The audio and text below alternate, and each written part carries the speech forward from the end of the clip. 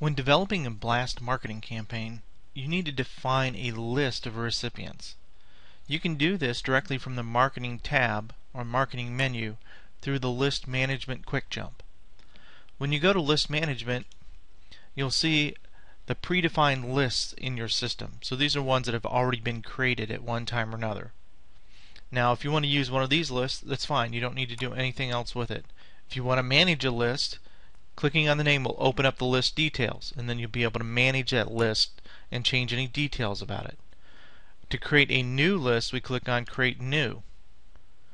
And you'll notice that under Create New we have some options. We can create a static list or create a dynamic list. The difference between a static list and a dynamic list is a static list, once you've created it, if you want to add people to it or take people out of it, you have to manually open up that list on the previous page and remove those people's names or add people to it. So that list is self-managed. Whereas a dynamic list, every time you use the list, what happens is the system will go out and query your contacts or your leads, and it's going to look for everybody that meets your specific criteria and use that as the current list. So every time you use the list again, it's refreshed and updated automatically. So that's the difference between the two lists. Most of the time people use a dynamic list on the contact database. So we'll show you how to do that. We'll call this list our customers very interested. Now you can put a description in here in case the name isn't self-descriptive, or if you want to communicate to other people what the contents of this list is. This is where you would put that. It's not required. And then down below we have our contact query. This is our search criteria. Who are we looking for? One of the things I always do is I make sure the email contains an @ symbol.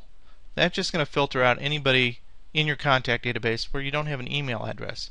It's very hard to email market to somebody that doesn't have an email address in the system. And then we said very interested. Well, one of the fields that I know is in the contact database is in the custom fields. It's called interest level. So I'm going to open up the select box and I'm going to choose all my customers or all my contacts that are very interested, and I'm going to say OK. So now what this is going to do is when I create this list, it's going to go out to my contact database.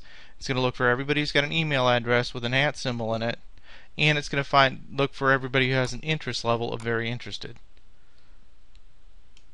And then I'm going to create that list. So here's the list. It gives you a summary of everybody that's in the list and all the names that it found.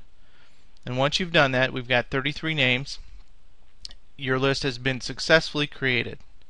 You're now welcome to use this list when creating a blast campaign. The blast campaign creation process is going to ask you to choose a list.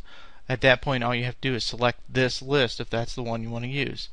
The other way to create a list is while you're actually building your blast campaign, when it gets to the list management selection, if you haven't created your list at that point, you can click on create a new list, which is a button there, and it's going to take you directly to the list management area.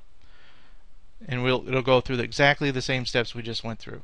So one of the two ways, you just need to create the list so that you can launch a blast campaign.